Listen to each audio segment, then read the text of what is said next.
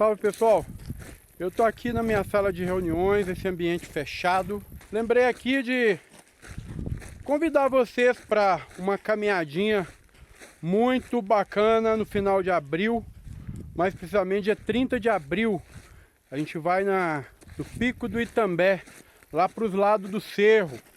Uma caminhadinha boa, com 2.052 metros de altitude. É o teto do Sertão Mineiro. Você vai gostar da caminhada, na ida, na volta. E está convidado. Basta trocar o eu quero pelo eu vou.